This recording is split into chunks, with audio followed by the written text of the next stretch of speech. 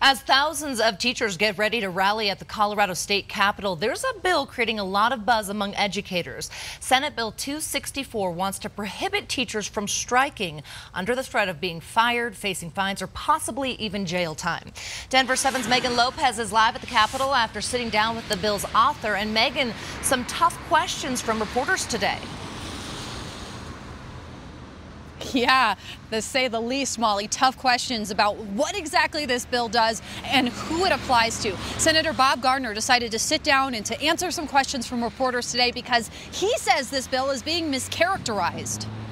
Surrounded by reporters, Republican Senator Bob Gardner spent the morning trying to clear the air about a bill that bears his name. It's not an anti-teacher bill. It's an anti-public employee strike bill. He's talking about this, Senate Bill 264, which, quote, prohibits public school teachers and teacher organizations from directly or indirectly inducing, instigating, encouraging, authorizing, ratifying, or participating in a strike against any public school employer. It's a mouthful, so we wanted to know what it means. You can assemble all you wish. You can't leave work without permission from your public employer. A strike is not protected speech.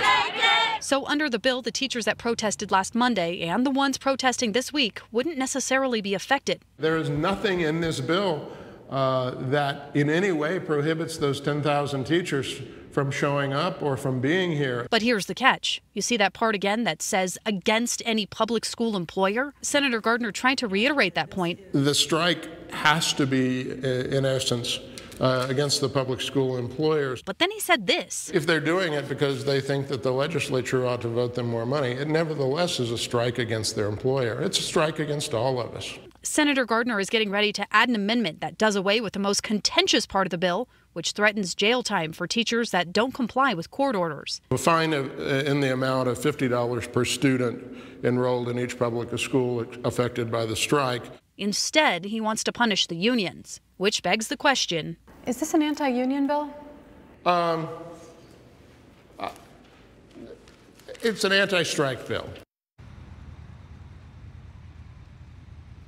So again, this bill would essentially target strikes, not walkouts, not protests, but strikes in particular where teachers were not granted that time off. So the protests that are happening here on Thursday and Friday where the teachers already got some time approved, that wouldn't necessarily be affected by this.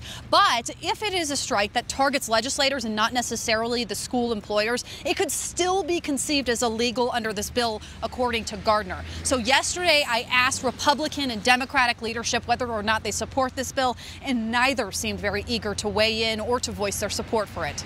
I'm live in front of the state capitol. Megan Lopez, Denver 7.